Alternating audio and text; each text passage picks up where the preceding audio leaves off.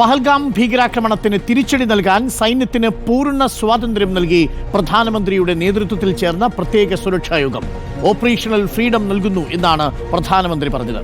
ഇന്ത്യയുടെ മറുപടി സൈന്യത്തിന് തീരുമാനിക്കാമെന്ന് പ്രധാനമന്ത്രി.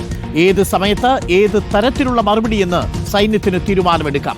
ഇന്ത്യൻ സൈന്യത്തിൽ പൂർണ്ണ വിശ്വാസമെന്ന് യോഗത്തിൽ പ്രധാനമന്ത്രി നരേന്ദ്രമോദി പറഞ്ഞു.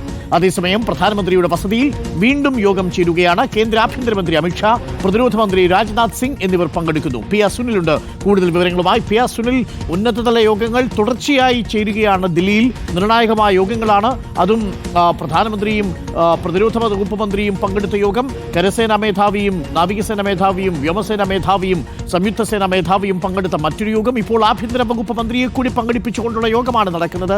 നിർണായകമായ നീക്കങ്ങൾക്ക് ഇന്ത്യ തയ്യാറെടുക്കുന്നുവെന്ന സൂചനയാണോ നൽകുന്നത്? സൈന്യത്തിന് പൂർണ്ണ പ്രവർത്തന സ്വാതന്ത്ര്യം, തിരിച്ചടിക്കുള്ള സ്വാതന്ത്ര്യം നൽകുന്നതിലൂടെ എന്താണ് അർത്ഥമാക്കുന്നത്?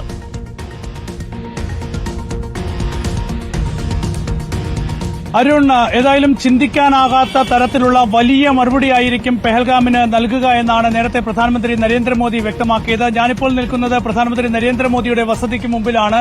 ഇവിടെയാണ് ഉന്നതതല യോഗം നേരത്തെ ചേർന്നത്. ഇപ്പോഴും യോഗങ്ങൾ തുടരുന്നത്. ഇപ്പോൾ RSS മേധാവി മോഹൻ ഭാഗവത് കൂടി പ്രധാനമന്ത്രി നരേന്ദ്രമോദിയുടെ വസതിയിൽ എത്തിയിരിക്കുകയാണ്. അപ്പോൾ RSSന്റെ കൂടി ഒരു അഭിപ്രായം ഈ വിഷയത്തിൽ പ്രധാനമന്ത്രി തേടുന്നു എന്ന് വേണമെങ്കിൽ നമുക്ക് മനസ്സിലാക്കാം. ഏതായാലും ഇന്ന് 1.5 മണിക്കൂർ നീണ്ട ചർച്ചയാണ് പ്രത്യേക സുരക്ഷാകാര്യ സമിതി നടത്തിയത്.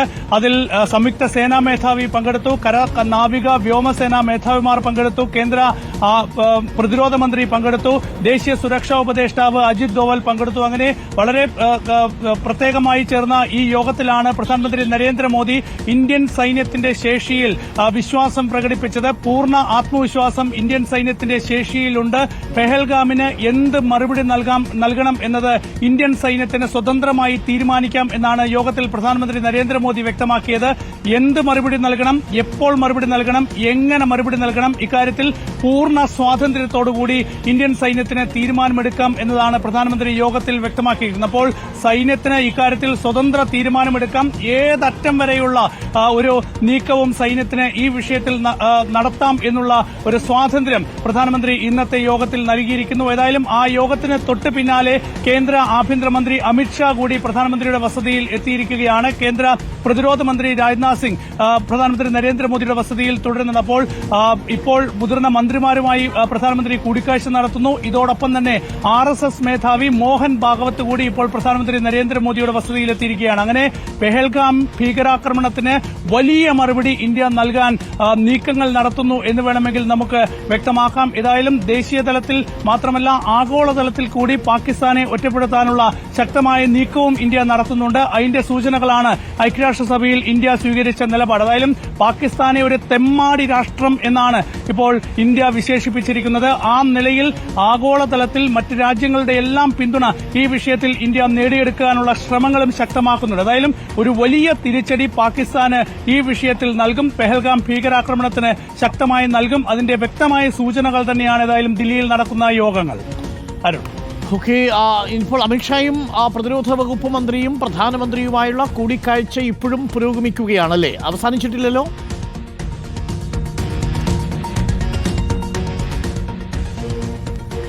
അരുൺ, കേന്ദ്ര ആഭ്യന്തരമന്ത്രി അമിത്ഷാ അല്പസമയം മുമ്പാണ് പ്രധാനമന്ത്രി നരേന്ദ്രമോദിയുടെ വസതിയിൽ എത്തിയത്. ഏതായാലും മന്ത്രിമാർ ഇപ്പോഴും ഇവിടെ തുടരുന്നു എന്നാണ് മനസ്സിലാക്കാൻ കഴിയുന്നത്.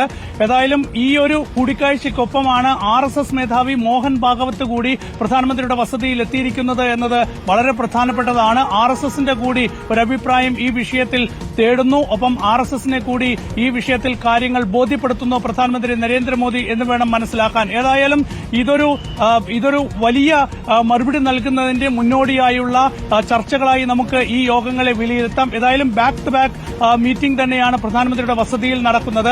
നേരത്തെ നമുക്കറിയാം പെഹൽഗാം ഭീകരാക്രമണത്തിന് പിന്നാലെ കേന്ദ്രമന്ത്രിസഭയുടെ സുരക്ഷാകാര്യ സമിതി യോഗം ചേർന്നിരുന്നു. അതിനുശേഷം ഇത് ആദ്യമായിട്ടാണ് എല്ലാ സേനാ മേധാവിമാരെയും വിളിച്ചിരുത്തി പ്രധാനമന്ത്രി ചർച്ച നടത്തുകയും സേനയ്ക്ക് പൂർണ്ണ സ്വാതന്ത്ര്യം നൽകുന്നത്, സേനയുടെ ശേഷിയിൽ പ്രധാനമന്ത്രി പൂർണ്ണ ആത്മവിശ്വാസം പ്രകടിപ്പിക്കുന്നത്, സേനയ്ക്ക് എന്ത് തരത്തിലുള്ള നീക്കവും നടത്താം എന്നുള്ള ഒരു സ്വാതന്ത്ര്യം പ്രധാനമന്ത്രി നൽകുകയും ചെയ്യുന്നത്. അപ്പോൾ ഒരു ഫ്രീ ഹാൻഡ് ഡിസിഷൻ സേനയ്ക്ക് എടുക്കാനുള്ള വലിയ സ്വാതന്ത്ര്യം പ്രധാനമന്ത്രി നൽകുന്നതിലൂടെ ഒരു വലിയ ആക്രമണത്തിന് തന്നെ ഏതായാലും ഇന്ത്യ ലക്ഷ്യം വെക്കുന്നു എന്ന് നമുക്ക് വിലയിരുത്താം. ഏതായാലും പെഹൽഗാമിനുള്ള മറുപടി കനത്തതായിരിക്കും, അത് ചിന്തിക്കാൻ പോലും കഴിയാത്ത തരത്തിലായിരിക്കുമെന്ന് പ്രധാനമന്ത്രി വ്യക്തമാക്കുമ്പോൾ എല്ലാവരെയും ഇക്കാര്യത്തിൽ മുഖവിലക്കെടുത്ത് എല്ലാവരെയും ഈ കാര്യങ്ങൾ ബോധ്യപ്പെടുത്തി മുന്നോട്ട് പോകാൻ പ്രധാനമന്ത്രി തയ്യാറാകുന്നു എന്നതിന്റെ സൂചനയായി വേണമെങ്കിൽ RSS മേധാവി മോഹൻ ഭാഗവത്തിനെ കൂടി ഈ ഒരു ചർച്ചകളിലേക്ക് വിളിച്ച് നമുക്ക് വിലയിരുത്താം. ഏതായാലും ഇപ്പോൾ കേന്ദ്രമന്ത്രിമാർ ഇവിടെ തുടരുന്നു എന്നാണ് മനസ്സിലാക്കാൻ കഴിയുന്നത്. പ്രധാനപ്പെട്ട ഉദ്യോഗസ്ഥരെയും പ്രധാനമന്ത്രി നരേന്ദ്രമോദി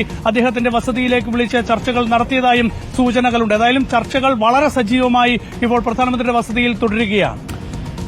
പി ആർ സുനിലാണ് ദില്ലിയിൽ നിന്നും വിവരങ്ങൾ നൽകിയത്. നിർണായകമായ കൂടിക്കാഴ്ചകൾ, കൂടിയാലോചനകൾ നടക്കുന്നു ദില്ലിയിൽ എന്നുള്ളതാണ് ഇപ്പോൾ ഏറ്റവും ഒടുവിൽ ലഭിക്കുന്ന വിവരം.